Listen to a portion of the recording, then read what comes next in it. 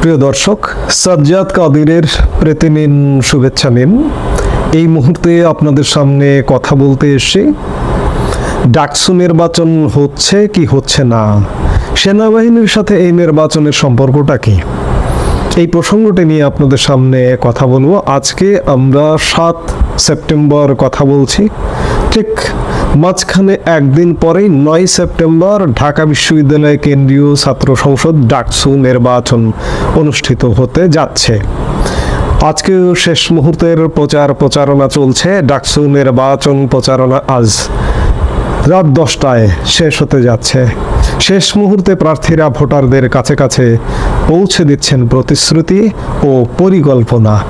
এই যখন অবস্থা, ডাকসু নির্বাচন আদেও আপনি যদি সময়টাকে একটু বিশ্লেষণ করেন, এই সময়ে বিশ্ববিদ্যালয়ের ছাত্র সংসদ নির্বাচন হওয়াটা কতটা জরুরি, আপনি যদি একটু বিবেক দিয়ে প্রশ্ন করেন নিজেকে, নিজের কাছেই এর উত্তর পেয়ে যাবেন যে দেশ ভয়াবহ এক সংকটে, ভয়াবহ সমস্যা, সংকুল অবস্থা। এর মধ্যে বিশ্ববিদ্যালয় ছাত্র সংসদ নির্বাচন, প্রথমে ডাকসু নির্বাচন হচ্ছে এবং পাইপলাইনে আছে অন্যান্য বিশ্ববিদ্যালয়গুলোর ছাত্র সংসদ নির্বাচন। আমি এর আগে একাধিক ভিডিওতে বলেছি যে বাংলাদেশে যে অবস্থা, এই অবস্থায় আসলে একটা সমিতির নির্বাচন হবারও যোগ্যতা নেই। বাংলাদেশ এই মুহূর্তে নির্বাচন ধারণ করবার মতো যোগ্যতা নেই। বিশেষ করে বর্তমানে যে সরকারটি দায়িত্ব পালন করছে, এই সরকারটি অন্ততপক্ষে একটি নির্বাচন করবার মতো সক্ষমতা কোনোভাবে 1 বছরেও এই সক্ষমতায় আসতে পারেনি। 1 বছরে যেহেতু আসতে পারেনি, আমরা এই মুহূর্তেই সিদ্ধান্তে উপনীত হতে পারি যে এই সরকার কোনোদিনও কখনোই নির্বাচন করবার মতো যোগ্যতায় ফিরতে পারবে না। তাহলে কি করণীয়? তাহলে একটা পরিবর্তন অবশ্যম্ভাবী, এবং পরিবর্তনটা কে করবে, কারা করবে? পরিবর্তনটা অবশ্যই এই সরকার বসেছে, এই সরকার এসেছে, এই সরকার চলছে সেনাবাহিনীর সমর্থনে, সেনা সমর্থনে। এই ডাকসু নির্বাচনকে কেন্দ্র করেও বিদেশ থেকে যারা সেনাবাহিনীর বিরুদ্ধাচরণ করেন সবসময়, সদা সর্বদা, তারা অভিযোগ করছেন যে সেনাবাহিনী একান্তভাবে চাইছে না যে এই ডাকসু নির্বাচনটা হোক, ডাকসু নির্বাচনটা ভণ্ডুল হয়ে যাক। এমনকি তাদের অভিযোগ এমনটাও যে আগামী ফেব্রুয়ারিতে ডক্টর ইউনূস সরকার যে নির্বাচনের একটা সময়সীমা দিয়েছে, এই সময়সীমায় যেন নির্বাচন না হয়। আসলে সত্য কথা সেটি হচ্ছে সেনাবাহিনীও চাইছে না যে এই মুহূর্তে আসলে ডাকসু নির্বাচনটা হোক। কারণ এটি আপনি আমি বিবেকবান প্রত্যেকটি মানুষ বুঝতে পারছি যে আসলে ডাকসু নির্বাচন বা ছাত্র সংসদ নির্বাচনের যৌক্তিকতা কি এই মুহূর্তে। এই সংক্ষুব্ধ বাংলাদেশে, সুস্থ স্বাভাবিক বাংলাদেশ, ছাত্র সংসদ না হলে বাংলাদেশ যে একদম ধ্বংস হয়ে যাবে, বাংলাদেশ যে নিচে নেমে যাবে, এর কোনো যৌক্তিকতা নেই। আমি আগেও বলেছি, বরাবরই বলছি, এই নির্বাচনটির প্রধান কারিগর জামাত শিবির। এই সরকার, ডক্টর ইউনূস সরকারের পেছনের কারিগর যেমন জামাত শিবির। আপনারা 2 দিন আগেও দেখলেন কানাডায় সফরে যাবেন জামাতের আমির, পররাষ্ট্র মন্ত্রণালয় থেকে রিকমেন্ডেশন লেটার পাঠানো হলো যে সহজে যাতে তারা ভিসা পায়। তাহলে সরকারটা কে চালাচ্ছে? জামাত চালাচ্ছে। এবং জামাতেরই চাওয়া যে ছাত্র সংসদগুলোর নির্বাচন হয়ে যাক। জামাতেরই চাওয়াটার প্রধান অর্থ হচ্ছে যে সবকিছু নিজেদের দখলে নেওয়া, নিজেদের আয়ত্তে আনা। কিন্তু সেনাবাহিনী যেভাবেই হোক, আপনি অনেকে হয়তো বলবেন যে সেনাবাহিনী তো, জামাতের একটা প্রভাব আছে সেনাবাহিনীর মধ্যে।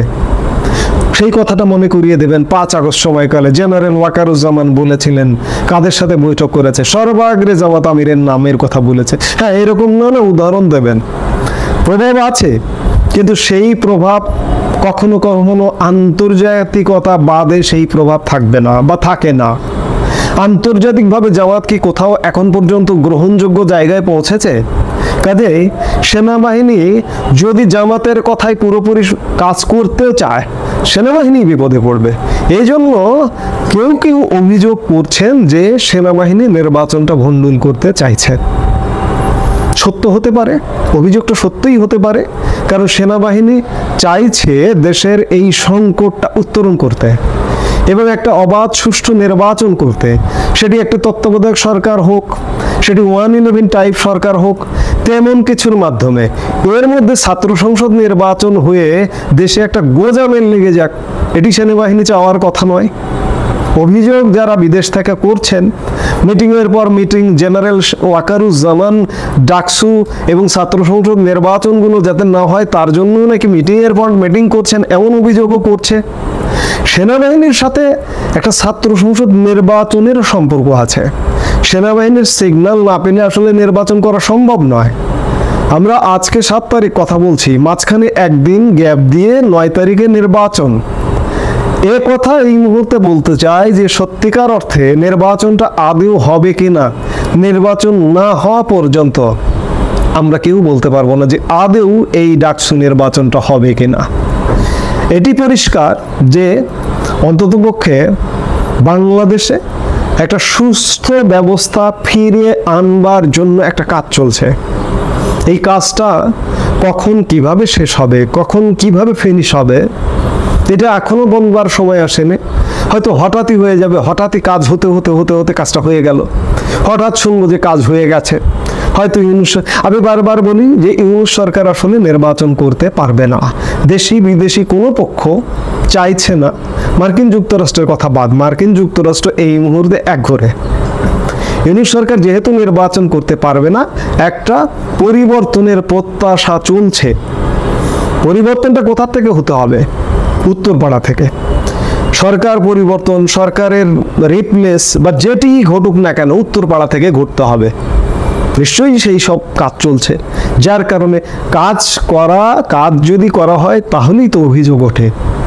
কাজ চলছে বলেই আজকে বিদেশ থেকে বসে অনেকে অভিযোগ করছেন যে ডাকসু নির্বাচন বানচাল করবার চেষ্টা চলছে এবং একই সাথে ইউনূসের ঘোষিত নির্বাচন বানচালেরও চেষ্টা চলছে। তার আগে একটা কিছু ঘটবার চেষ্টা চলছে, অবশ্যই চলছে। আবার অন্যদিকে আওয়ামী লীগও কিন্তু আসছে। আওয়ামী লীগ 10, 20, 30 জনের মিছিল থেকে এখন হাজার হাজার লোকের মিছিল হওয়া শুরু হয়ে গেছে। কাজেই পরিবর্তন অত্যাসন্ন। সেটি এই সেপ্টেম্বর মাসেই হবে, নাকি অক্টোবর মাসে হবে, নাকি ডিসেম্বর মাসে হবে আজকে 7 সেপ্টেম্বর বসে এ কথা অন্ততপক্ষে বলতে পারবো না। কাজেই পরিবর্তন মাস্ট, আসছে, কামিং। এই মুহূর্তে এ পর্যন্তই। সবাই ভালো থাকুন, সুস্থ থাকুন।